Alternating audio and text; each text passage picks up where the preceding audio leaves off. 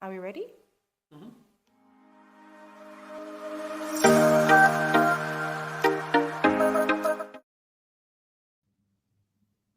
Hello, everybody. Welcome back to Wine with Weeda. It's been a hot minute. I've had about 4 weeks off work and podcasting for a while because I needed to reset and refocus. And can I just say, that short time away just did the world of good for me, but also for my family and reconnecting. And we underestimate the beauty of just disconnecting, because I believe when you disconnect, you reconnect to who you are and to many things that we always neglect in life. And on that note, my wonderful guest for the day is Dr. Maike Neuhaus, who is the Flourishing Doc. Good afternoon, Dr. Maike. How are you?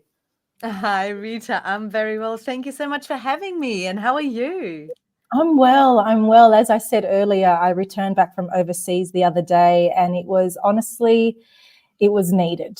It was needed. I guess with the start of my business and moving homes and lots of big changes in my life and transitioning, we forget to focus on connecting to yourself. And I definitely needed it.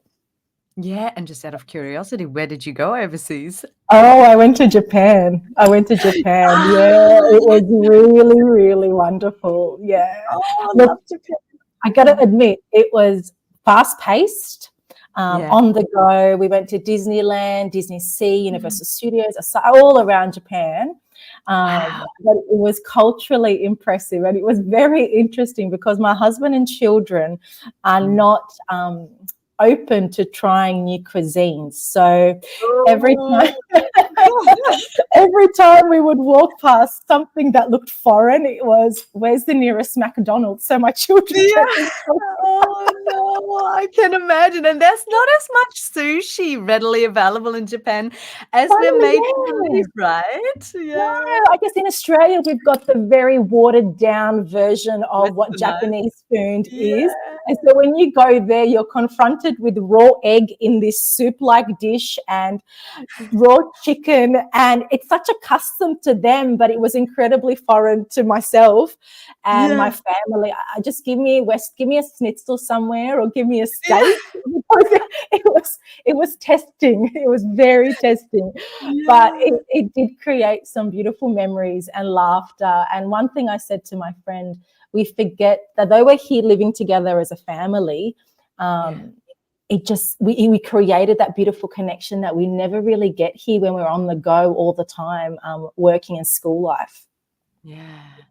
I Yeah. know, it's so true. Life can get so busy so quickly, especially if you have children and if they're going to school and they have their afternoon activities or they're still little and, you're both working. It is crazy.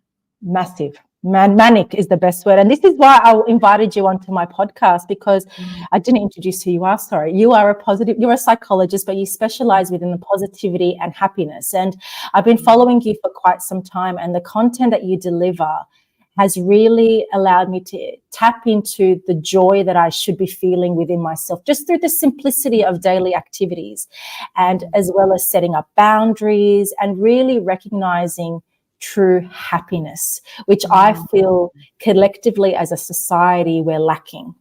And Yeah. I would love to hear your perspective on what is true. Firstly, what do you do, and introducing yourself, but then Mm. love to tap into the concept of happiness and how parents in their manic lifestyle, particularly when raising children with a disability, how they can allow those pockets of joy throughout their day. Beautiful questions. And so to start with the first question, what do I do? I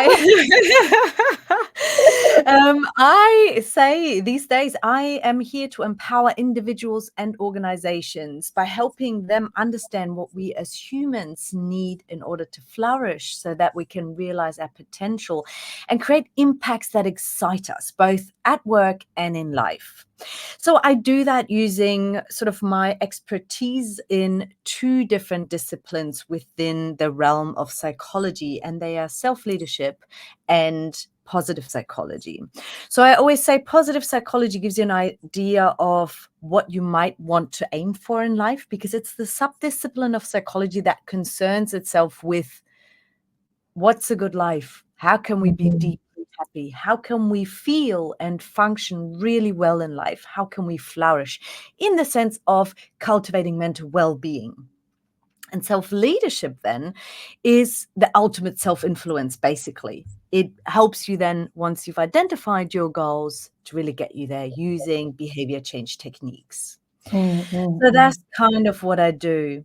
In terms of, what can parents do, when they find themselves in this crazy roller coaster ride called parenthood, or I Mm. don't know, young family life.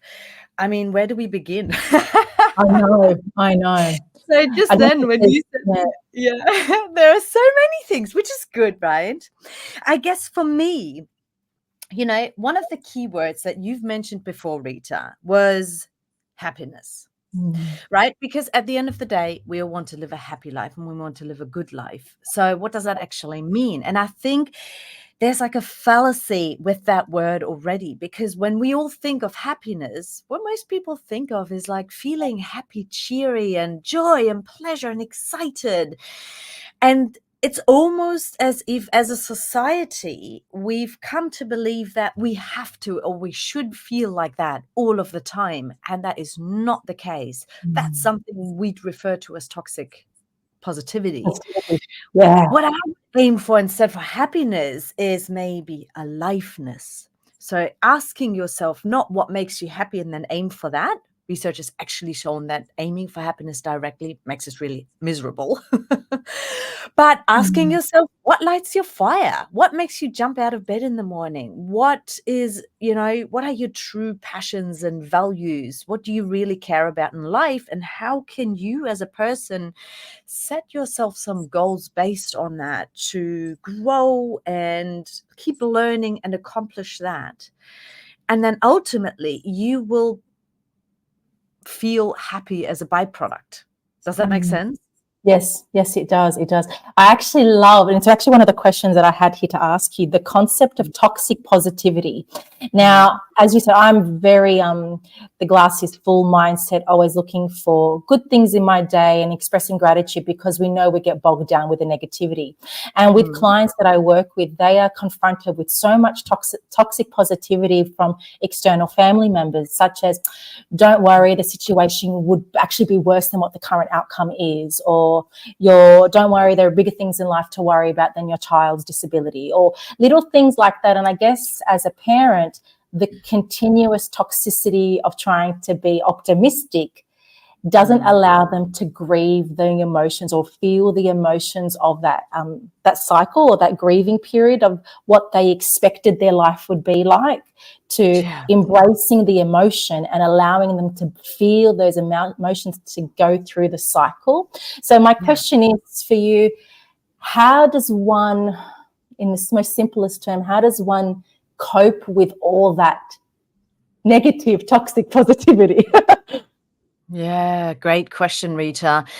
And I just want to, commend you for highlighting that is so unhelpful, Mm, that it is important for parents or any human being under this sun to feel all their feelings. Whatever mm, you're going through, whatever you're feeling is probably very valid. There's probably a good reason for that. Personally, I don't know what it's like to have a mm, child with a disability. I cannot even imagine what it must be like to go through that, the daily challenges, how taxing it might be, and so forth. So 100% allow yourself to feel what you're feeling, because I agree with you. There's so much to learn from that. And it's important to move through that process in order to really regulate your emotions and be able mm, to function well. So I guess when we're met with toxic positivity and comments like that, it's up to you. I mean, everyone has their own style, whether you want to meet that with proactively setting boundaries around that, maybe even thanking the other person for their comment, because just as a side note, often those comments, even though they're very toxic, are well intended. So, mm, usually people say that because they're hoping to be able to cheer the other person up, or to show them the bigger picture, or to remind them of greater perspectives, or remind them of all the other things they have in life that they might be able to be grateful for. Still not helpful, but so you can thank them for their comment and for their good intention perhaps behind the comment, but also remind them that comments like that are rarely helpful, or that they're not helpful to you in this moment. You'd prefer for them to acknowledge the emotions you're going through, or whatever that might be. So that's an example of setting a personal boundary around that. Or if it's more your style, you can also just kind of ignore those comments, ignore them, and accept them for what they are, but just brush them aside. So in my own life, I always try to decide, is it worth it? So if I want to set my boundary with someone, is it going to be worth it? Meaning, if it's a comment coming from a person who I am likely to meet again. So if it's a family member, if it's a friend, if it's a colleague, I think it's always worth investing in communicating why you don't appreciate comments like that. If it's a stranger, I mean, choose your battles. Yeah, that's what I would exactly. do. Absolutely. No, I definitely agree with the boundary aspect and expressing how that makes you feel, but also having the mindset of they're coming from a good place with their comment. No, interesting. You mentioned before about lots of research around happiness. Can you dig deep into that for me? Sure. I mean, where would you like to go? Maybe I should. In today's society, particularly when we're confronted with so much false narratives on social media and different stories that aren't true to what the reality is. Oh, yeah, absolutely. So maybe to start. Sorry, the reason I say that, parents see lots of influencers or other parents posting these ideal images of how their child's progressing in treatment or how their child's reaching milestones, and that internally makes them feel, my child isn't doing that. I am not allowing my child to do that. So it's like a negative consequence for these parents. Yeah, absolutely. So maybe just to briefly start is the whole idea of breaking down what is actually happiness. And I guess there's two broader categories in which we can define happiness. So one is something we refer to as hedonia or hedonic happiness, and that's the whole idea of having those experiences or moments of pleasure and joy. So think about winning the lottery. Okay, that's a big one maybe. But, enjoying a beautiful meal with a group of friends, or your morning coffee makes me really happy. Definitely a moment of joy. So those are the moments that feel happy. Probably what we're referring to as happiness. But then there's the other category of happiness that is referred to as eudaimonia or eudaimonic happiness. And that is, well, I often say, is that deeper level of happiness and contentment. It's when you feel as though your life has meaning. You feel as though you're growing as a person. You feel as though you're reaching goals and accomplishing things. You feel deeply connected both with yourself or to yourself as well as to other people. You have a high level of self-acceptance. That is that eudaimonic type of happiness that doesn't always feel happy, cheery, or something like that. In fact, sometimes we have to sacrifice hedonic happiness or moments of joy and pleasure in order to reach that deeper level of eudaimonic happiness, right? So think about eudaimonic happiness includes having a sense of purpose, yeah? So think about your own career, or maybe your dream of being a parent. Both obviously can give you a great sense of purpose. None of them has to. You can perceive a sense of purpose being a really good friend. Others might perceive it through their career, others through their family, whatever that might be for you. Others, again, through their religion or spiritual beliefs. So sometimes we really have to sacrifice moments of pleasure in order to achieve, let's say, bigger goals. For example, if you're studying in order to become a doctor, let's just say, there will be many moments of having to really push through, having to decline invitations to go to a party or to a family dinner or whatever that might be. So let's just, when we talk about happiness, let's be a little bit more specific and talk about, okay, which ones are we talking about here? Now, what we're seeing on social media is, of course, a highlights reel of all these fantastic moments, right?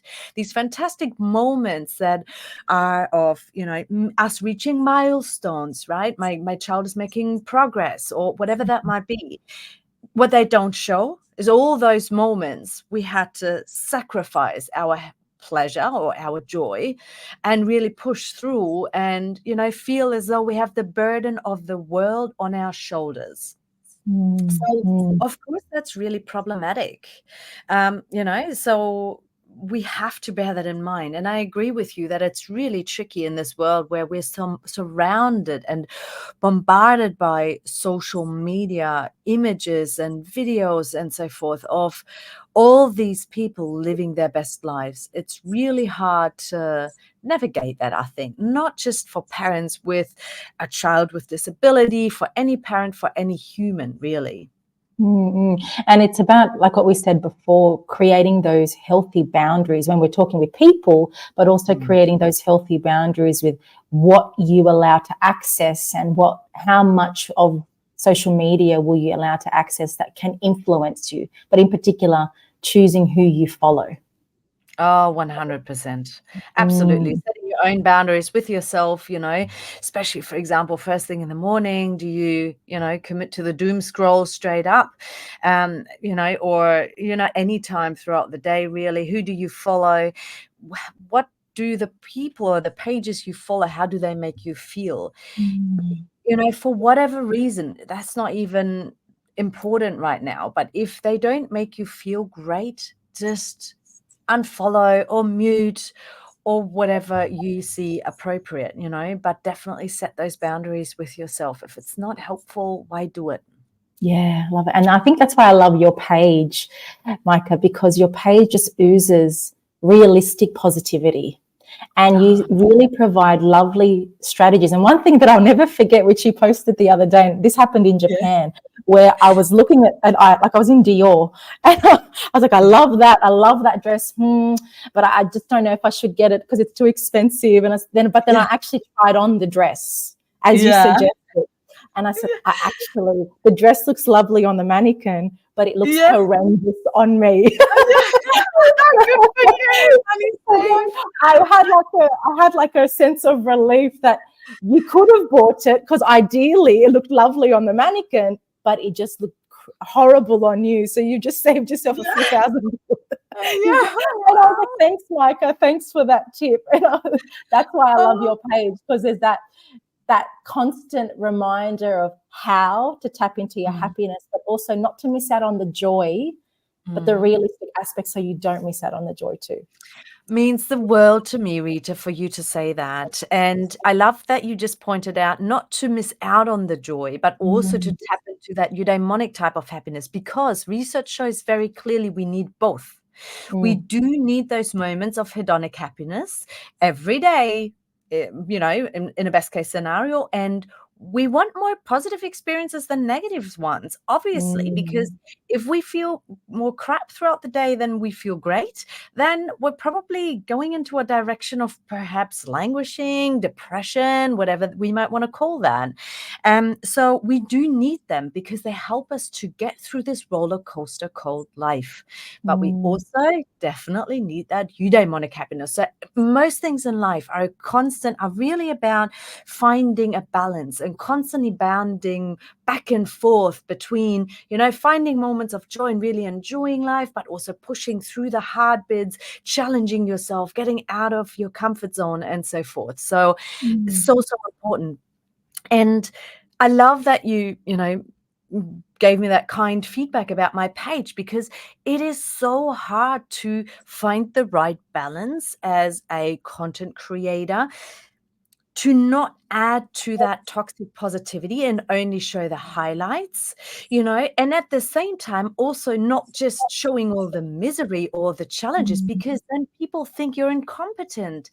It is really hard.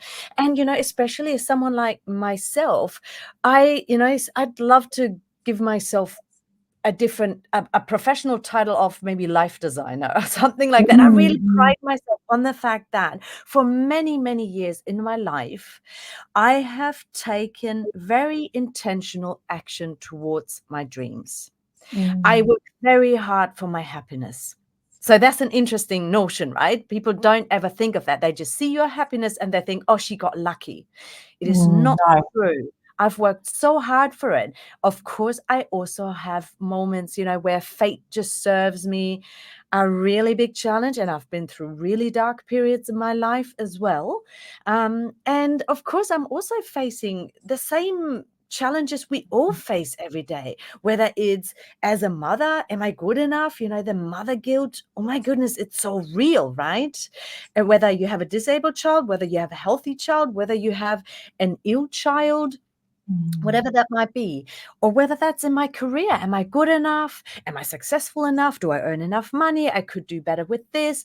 Whether it's as a friend, whether it's as a Earth citizen, leaving my carbon footprint. Like, what do you want to talk about? I can tell you all the doubts I have in my mind. So it's hard to find the right balance, I guess, is what I'm trying to say. Firstly, I wanted to say thank you for putting light to the complex nature of running a business on social media. Creating content, I always believe, what's your intention and what's your purpose to serve? Are you sending out a positive message, or are you being negative about a particular topic? And I always believe my intention is to help. And if that helps one particular follower to be a better version of themselves or to communicate differently to their child, then I feel that that piece or that reel did tick the box for me. But yes, you are constantly questioning what you are posting. Is this enough? Am I enough? Or how do I manage my private life? Because I'm very private with my children, but also my professional life too, that I need to show parents that I'm a mum and I have my hardships too, but I don't feel it's my duty to flaunt it out there because I don't want to put negativity out there. But there's that also that reality of it as well that I go through. Like actually this morning, I'll share it here for everybody. Last night, my little daughter, she was purposely wobbling her tooth. And so in the middle of the night, her tooth fell. So we forgot about the tooth fairy. This morning at 7 o'clock, I was walking up the stairs and I went into panic mode. I went to my husband and said, did you put money under the pillow? And we didn't. And so then we had to somehow produce this narrative, and it actually blew up in our face that the tooth fairy forgot. And it actually, because we just moved houses, I said, oh, it's at the other house, not this house. But it's the truth. I could have just posted a photo of my daughter with her missing tooth, but the reality is there were negative consequences of that. Yeah. Oh, that's such a beautiful story, and I bet one that so many parents can relate to, and I certainly personally can too. Gosh, we are like the worst tooth fairies in the world. Luckily, we're beyond that age now, but at some stage, I think we told our children, and they still hold it against us to this day. We just suck at those things. I'm just hoping someone in the playground just tells one and then he passes it down the chain. And I don't have that guilt associated. Yeah, absolutely. But Rita, I get what you're saying. How hard it is as a content creator to find the right balance. And I guess one of the other reasons why I find it hard is also because I understand my own privilege in this world, at least to some extent. I think it might always be hard to truly understand it. I don't know. There are so many. It's a continuum, right? Yeah. And I feel like even on this continuum, I've been in different places. Like these days, I feel as though I'm extremely privileged. As a child, we were relatively poor, let's say, but in a very wealthy country. So we can argue, how privileged I have been throughout my life. But sometimes you want to show off your wins and your successes, and then you also understand how lucky you have been in some aspects. And it's just, and I guess at the end of the day, people can always criticize you anyway.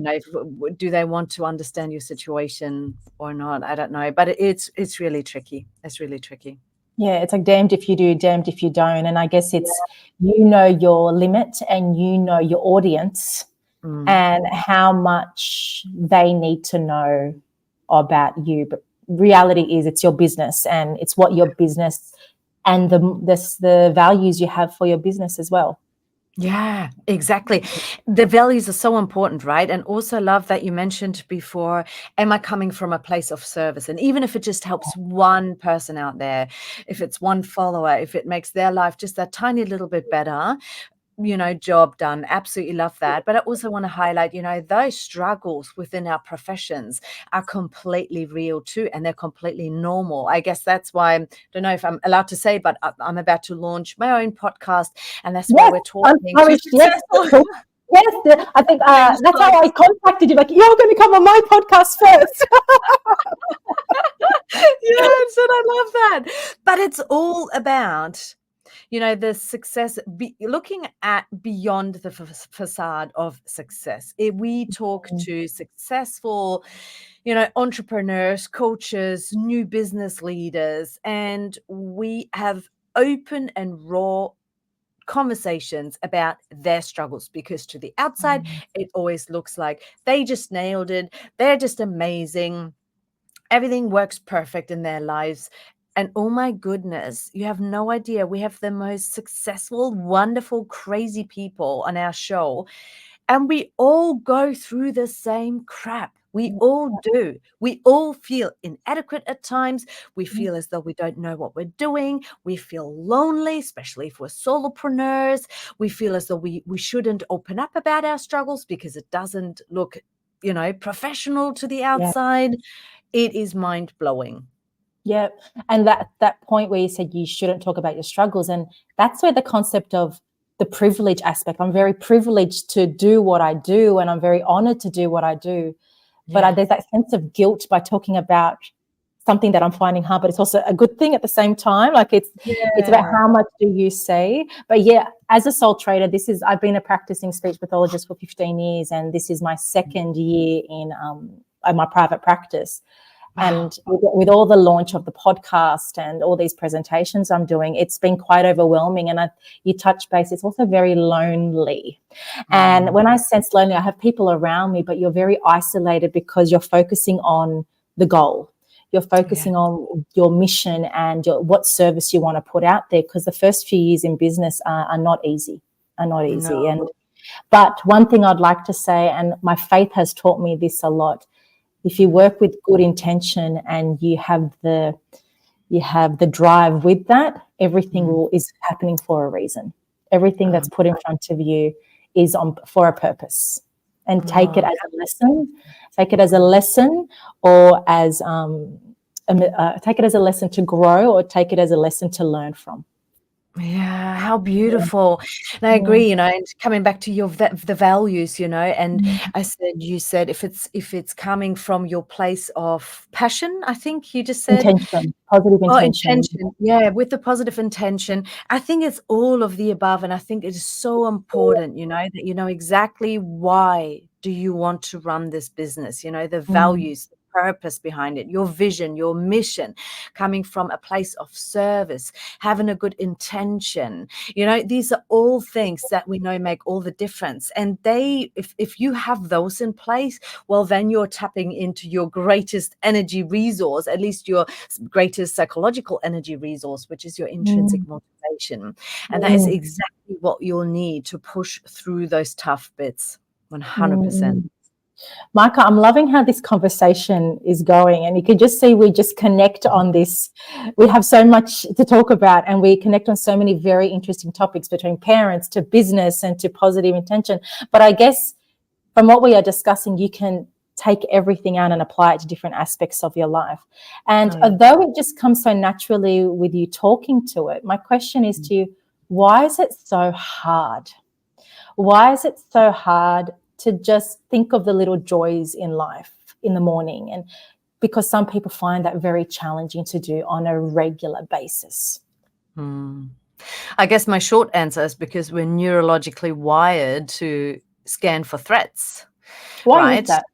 So because our brains, the exact same brains pretty much that we've had for hundreds and thousands of years, and, scanning for threats, scanning the environment for threats, has saved our lives in the past, right? You needed to know if there was like a physical danger luring around the corner and so forth. So we know that those brains, or the way our brains function is still very much the same.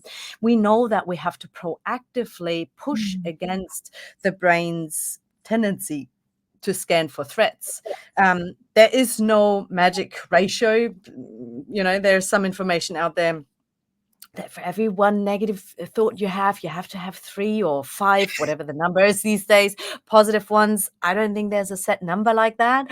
But just know that we need to actually make a conscious effort in order to be happy or flourish or function well, call it whatever you want. So, how many people, your listeners, if I ask them now, what are your weaknesses? You've got 1 minute. How many weaknesses can you list? And I bet you they can fill the minute very easily with a very long list. If I asked them to list their strengths, how would we go then? Probably not as well. We need to look at what our strengths are. We need to look at what's going well. We need to look at all the things we achieve throughout the day. As you know, Rita, I work as a coach. And so almost on a daily basis, I work with professionals, I work with high achievers, whatever, to understand, how they can realize their potential, how they can craft their lives or their careers to feel more fulfilled. And about every single coachee has this challenge of thinking they are not very efficient or they don't get anything done. And when I ask them to keep a success log and every day look at all the things that have been going right and the role they played in that, it's life-changing for them. And I can share with you that it's been life-changing for me as well. Our to-do list is never ending. So if we don't take the moments, the time, make the effort to sit down and go, what have I actually achieved today, this week, this month, last year, whatever that might be? And yes, do it, at different points throughout the year. It's really beautiful little exercise. We just won't see our wins. So we have to do the same throughout the day. And we have to literally stop and smell the roses every now and then too. It's called savoring. And research shows very clearly how important that is for our psychological well-being or for our emotional well-being. Feel well. There are so many beautiful things that are happening, but if we don't make an effort to notice them, it's as if they're not happening, right? Because our world consists of what we perceive. And we know that whatever we put our focus towards, that's what we perceive.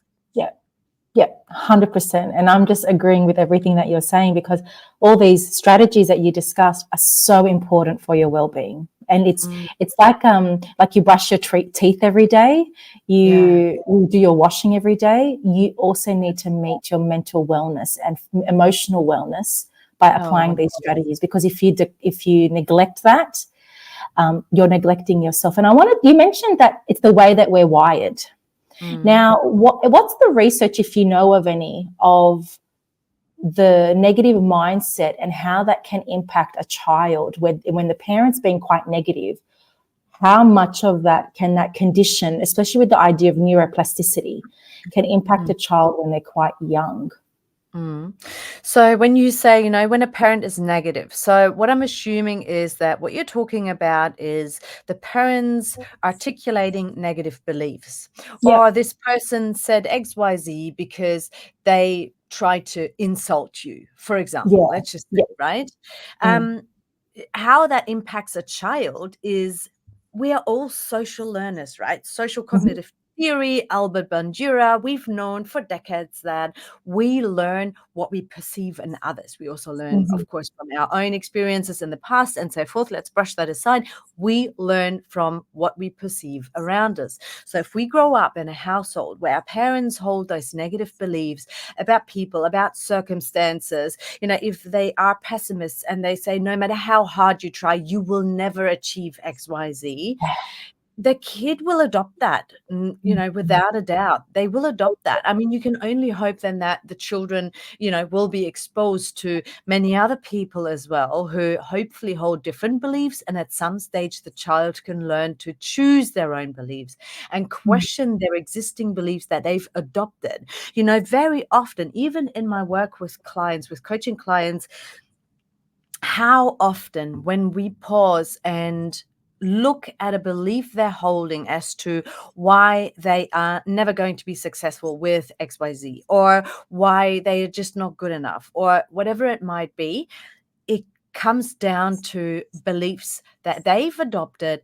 at some stage throughout their lives, either through chronic exposure to people who hold similar beliefs, or through incidences, things that actually have happened that led to them believing that.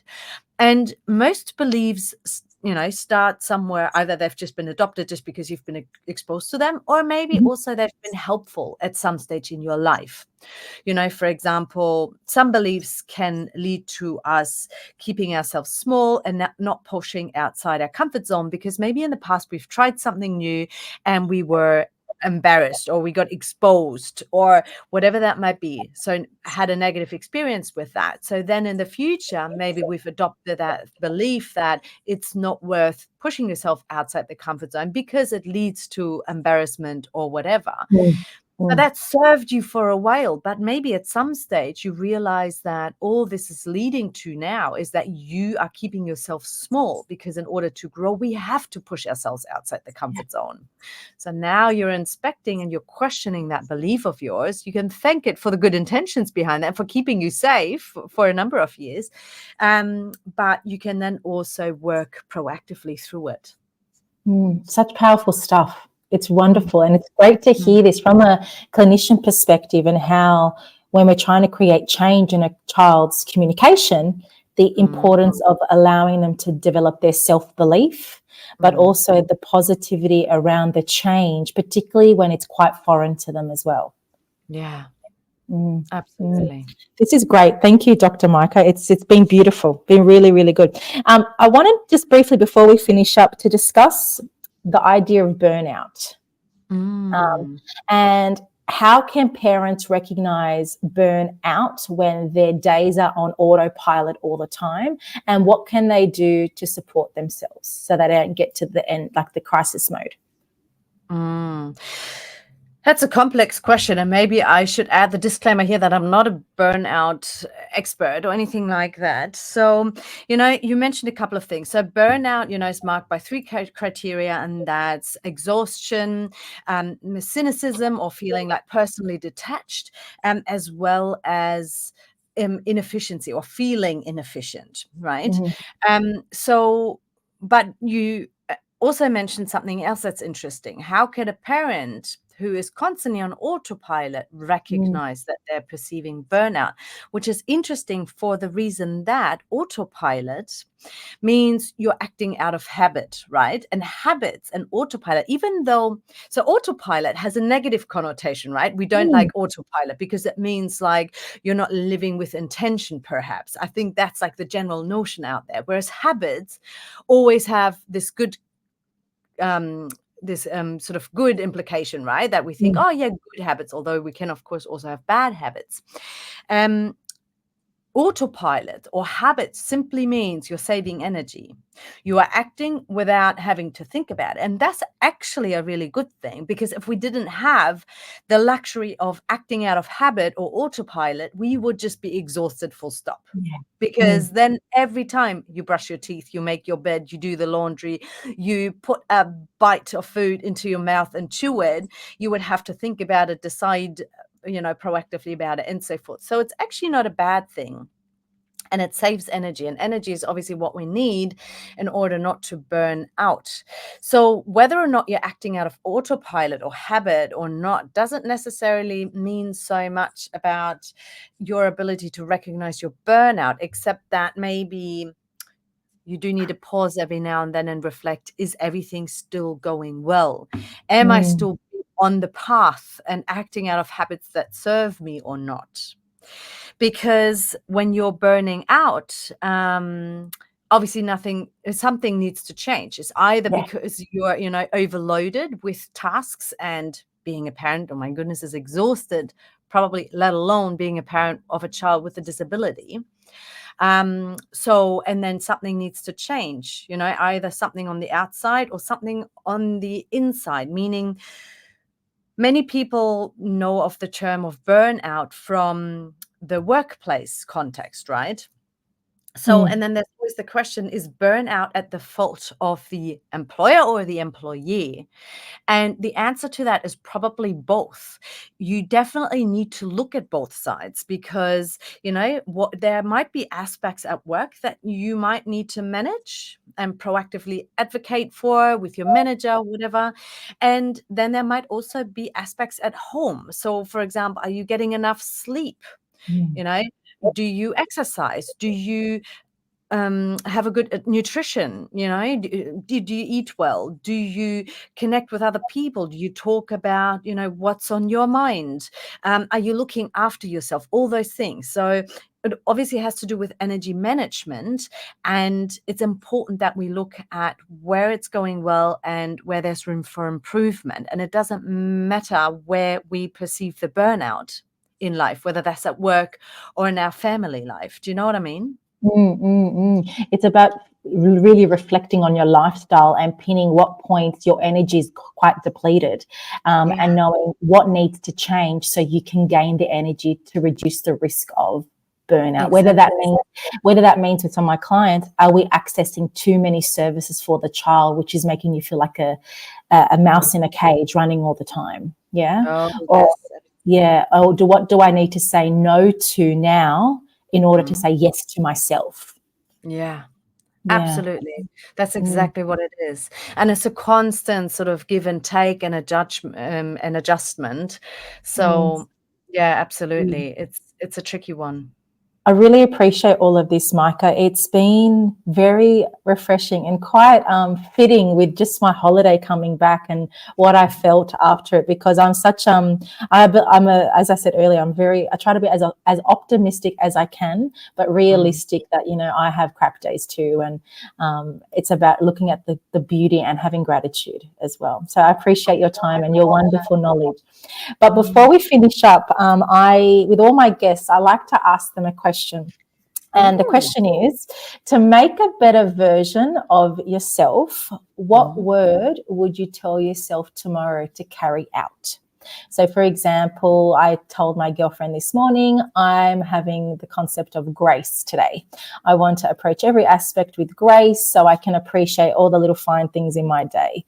The other day, my word was hydrate because I wasn't drinking enough water. So I ask you, and that's been a reoccurring word this winter, because the weather's been so cold that I'm feeling it in my skin that it's so dry. So I ask you, Micah, what word will you implement tomorrow to make a better version of yourself? Oh, I don't know what the word is going to be tomorrow, but you know what also, Rita, there are so many words that come to mind that I, depending on what mood I am or what state I am, what phase I am, I try to consider them all and see what I need. So very regular candidates for me are gratitude. Gratitude, is so grounding, is the answer to fear. Love it. Practice it on a daily basis, but sometimes I really need it more than other days. Another very big one for me is self-compassion. We always think that we need to raise our bar and really be hard on ourselves in order to perform better and achieve more. Research shows it's the exact opposite. We need to be compassionate with ourselves and understanding and validate our feelings. That doesn't actually lower our bar. That helps us to flourish and perform better. And another one I would say is that whole idea of being mindful, perhaps more in the sense of savoring, really enjoying the ride. no Yes. matter where I am, because my mind is so quick to looking into the future and seeing all the things I haven't achieved yet, I want to achieve. And if I see them in the future and I want to achieve them in the future, it automatically implies I am not there yet, right? And that leads to me feeling inadequate. Yes. And I need to consciously push against that, again, almost on a daily basis, by savoring really all my achievements that I've, accomplished so far already, and appreciating myself of how far I've come and where I'm at. So if you allow me, it's those 3 words. I love it. I love it. You're my first guest that gave me a trio of words. And you know what? Life is an international buffet. So I'm all for a variety of words and letting people feel the ride, the compassion, the mindfulness, and the gratitude, because we go through emotions throughout the day. So why can't we have different words to carry through throughout the day? Oh, too? absolutely. And psychological flexibility is like one of the key skills to cultivate in the 21st century, I reckon. So, don't bog yourself down to just one word. Well, I might change that for my next guest. What's your trio of words? Love that. I love that. Well, thank you again, Maike. It's been such a joy talking to you today. And I know your podcast is released next month. I think, is it August 8th or 6th? Please correct me with the date. Very good memory. Yeah. I'm close to it. Unfiltered. I look forward to hearing it and celebrating your launch with you, because you just celebrate joy and love and gratitude. And I can't wait to see how far it will go for you. So thank you again. So kind, Rita. Thank you so much for having me. It's been so lovely chatting with you. Well, you have a beautiful day and we'll speak to you soon. Take care. You too. Bye-bye.